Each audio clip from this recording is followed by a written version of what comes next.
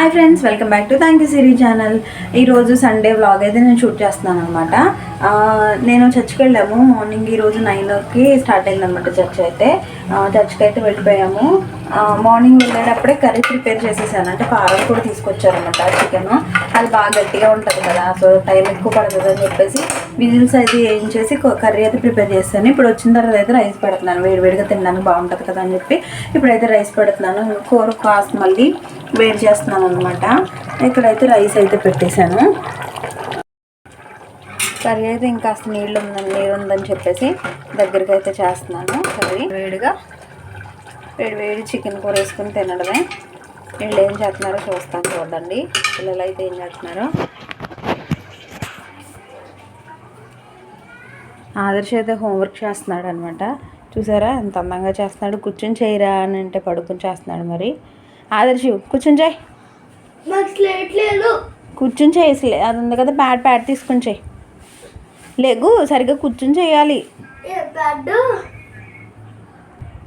ఇదిగో స్లేట్ తొందరగా కంప్లీట్ చేసాయి. అర్థమైందా?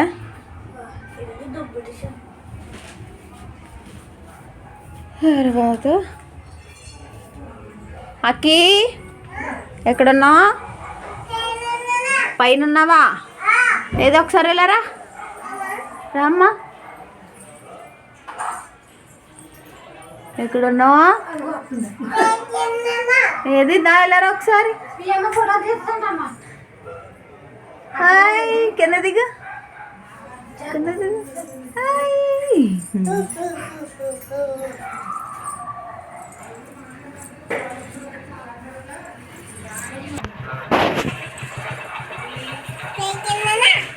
పైకి వెళ్ళావా? ఏం చేసావు పైన?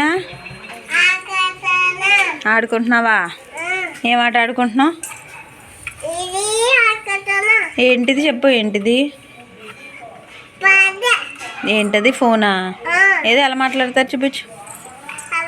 హలో, అలా మాట్లాడతారా? తింటావా? దా. అక్కినైతే ఇంకా లోపలికైతే తీసుకెళ్ళిపోయాను అన్నం పెడదామని చెప్పేసి. అప్పటికే 1 అయిపోయింది, లేట్ అయింది కదా అని ఇంకా తొందరగా పెట్టేద్దామని చెప్పేసి లోపలికైతే తీసుకెళ్ళిపోయాను. అక్కి వేసుకుంది కదా ఈ పరికిణి జాకెట్, మా అక్క కుట్టిందనమాట. దానికి పరికిణీలు అవి బాగా కుడుతుంది. సో దీనికి ఏంటంటే ఈ మోడల్లో కుట్టింది. ఇది బుట్ట చేతులు పెట్టింది అనమాట. చూడడానికి అయితే చాలా బాగుంది. హిప్ బెల్ట్ ఉంది కదా అక్కి పెట్టుకున్న హిప్ బెల్ట్, అది వచ్చేసి మొన్న మేము హైదరాబాద్ వెళ్ళినప్పుడు తీసుకున్నాం అనమాట. చిన్నపిల్లకి హిప్ బెల్ట్ అమ్ముతుంటే చార్మినార్ దగ్గర అక్కడ తీసుకున్నాను అనమాట. చాలా బాగుంది. పరికిణి మీదకి బాగా సెట్ అయింది కదా. ఎలాగైనా ఆడపిల్లలకి పరికిణీలు వేస్తే చాలా బాగుంటాయి కదా.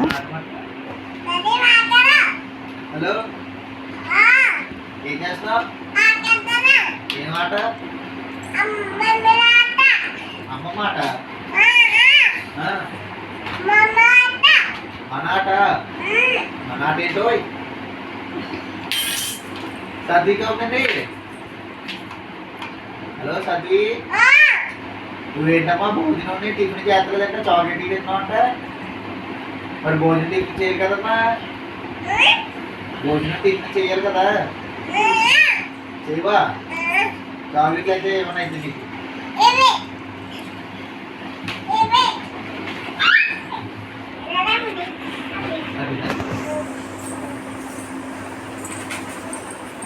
వాళ్ళ డాడీతో అయితే కాసేపు ఆడింది బాగా.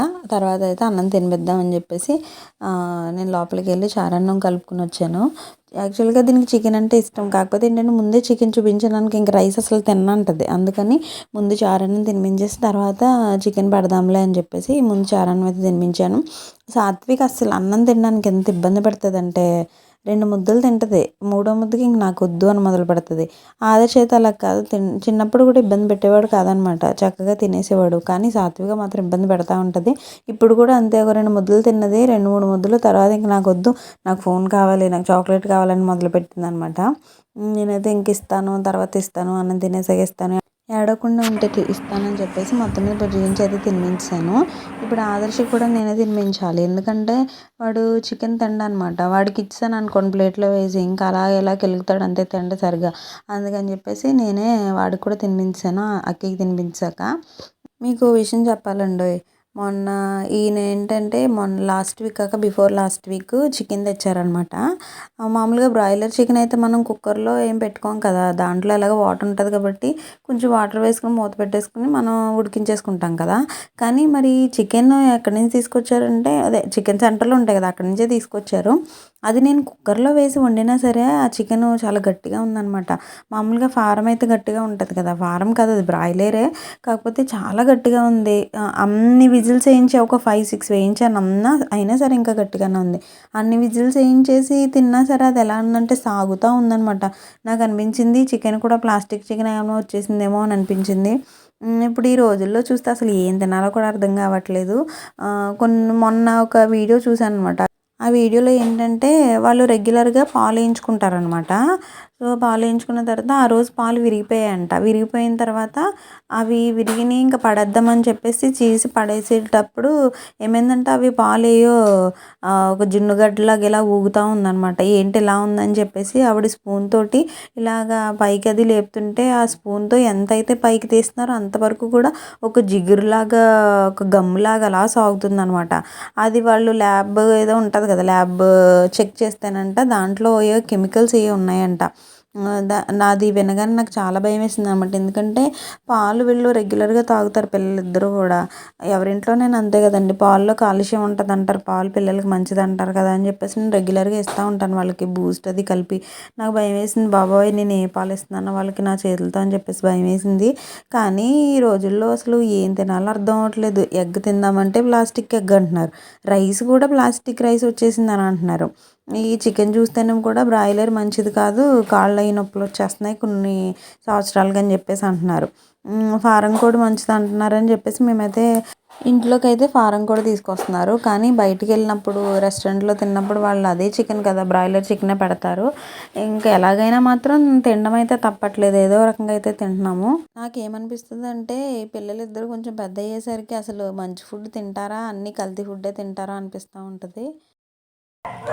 పనులన్నీ అయిపోయాయి, ఇప్పుడు పని అయిపోయిందా? ఏమేమి అయిపోయినాయి చెప్పు, పనులు ఏమైపోయినాయి? ఏమైపోయింది? లంచ్ తినేసాము చెప్పు. సామాన్లు కూడా కడిగేసాం. ఇప్పుడు కాసేపు పడుకుని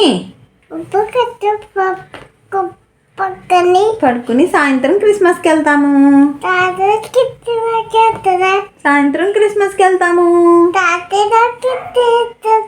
హ్యాపీ క్రిస్మస్ ఫ్రెండ్స్ చెప్పు గట్టిగా, హ్యాపీ క్రిస్మస్ ఫ్రెండ్స్. పనులన్నీ అయిపోయాయి అనమాట. కాసేపు పడుకోబెట్టేసి ఇప్పుడు సాయంత్రం అయితే చర్చ్లో క్రిస్మస్ ఉంది. సో క్రిస్మస్కి అయితే రెడీ అయ్యి వెళ్ళడమే. ఇదండి ఈరోజు వ్లాగ్. ఎవరైనా కనుక ఫస్ట్ టైం కనుక ఛానల్ చూస్తే వీడియోస్ చూడండి, నచ్చితే కనుక నువ్వు చెప్పమ్మా, like, share, comment and subscribe. Thank you Siri channel. Bye bye friends. Bye చెప్పు. See you tomorrow. బాయ్. మళ్ళీ చెప్పు హ్యాపీ క్రిస్మస్ అని చెప్పు, గట్టిగా చెప్పు.